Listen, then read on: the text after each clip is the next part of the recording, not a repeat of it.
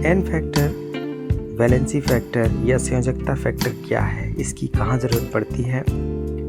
तो इसकी ज़रूरत पड़ती है तुल्यांकी भार ज्ञात करने में, इक्विवेलेंट वेट ज्ञात करने में। तुल्यांकी भार ज्ञात करने के लिए हम क्या करते हैं, अणु भार को एन फैक्टर से डिवाइड करते हैं और तुल्यांकी भार ज्ञात हो जाता है। किसी अणु का तुल्यांकी भार ज्ञात करना होता है तो अणु भार को एन फैक्टर से डिवाइड करते हैं। किसी परमाणु का तुल्यांकी भार ज्ञात करना होता है तो हम परमाणु भार को एन फैक्टर से डिवाइड करते हैं। लेकिन एन फैक्टर की आवश्यकता पड़ती है तो किसका हम तुल्यांकी भार ज्ञात करना चाहते हैं उसका एन फैक्टर पता होना चाहिए। तो किसी जैसे अम्ल का हमें एन फैक्टर पता लगाना है तो अम्ल में देखना होगा कितने प्रतिस्थापनीय H+ आयन है, यानी कितने हाइड्रोजन आयन एक अणु दे सकता है, तो उसका वियोजन करके देख लेंगे। जैसे H2SO4 को जल में घोलने पर 2 H+ आयन देता है और एक सल्फेट आयन देता है, तो इसका एन फैक्टर 2 है। तो इसी तरह HCl एक H+ आयन देता है तो इसका एन फैक्टर 1 है।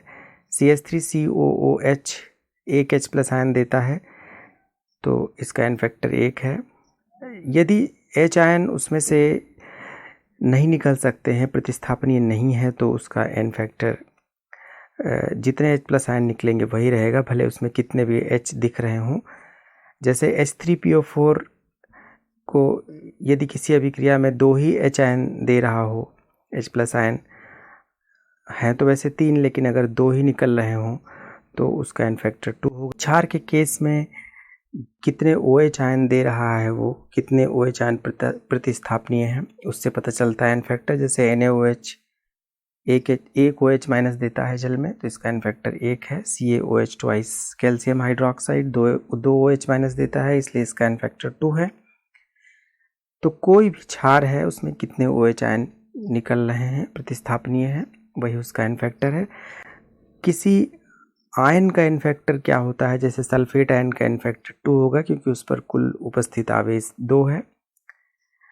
तो आयन का एन फैक्टर उसके चार्ज को देख के हम बता सकते हैं। जैसे जिंक आयन पे +2 आवेश है तो इसका एन फैक्टर 2 है।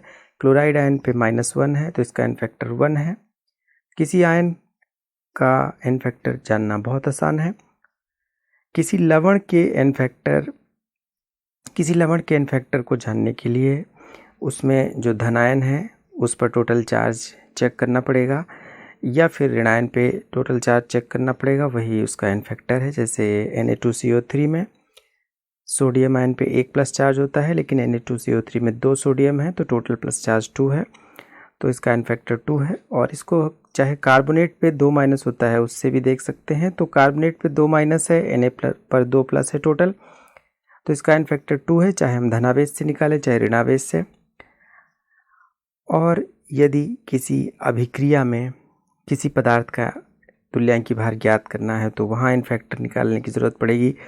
तो एन फैक्टर जिस पदार्थ का निकालना है उस पदार्थ का अभिक्रिया के दौरान उसकी ऑक्सीकरण संख्या में क्या परिवर्तन हुआ है, यानी उसकी पॉजिटिव चार्ज में क्या परिवर्तन हुआ है, वही उसका एन फैक्टर है। जैसे मान लिया Fe के ऊपर 3+ है, किसी अभिक्रिया के दौरान Fe पर 2+ बचते हैं, तो यहाँ पर 3 से 2 हो गया, यानी चेंज कितना हुआ 1 का। तो ये जो डिफरेंस है वही एन फैक्टर है। चाहे कोई भी पदार्थ है तो यहाँ पर डिफरेंस निकालेंगे। यदि किसी अभिक्रिया में ऐसे किसी पदार्थ का पूछा गया है तो डिफरेंस निकालेंगे, पॉजिटिव चार्ज का डिफरेंस निकालेंगे या फिर निगेटिव चार्ज यानी ऑक्सीकरण संख्या में परिवर्तन ही निकालेंगे। तो इस तरीके से हम एन फैक्टर जान सकते हैं कि कैसे देख के सूत्र को पता लगा सकते हैं और तुल्यांकी भार ज्ञात कर सकते हैं।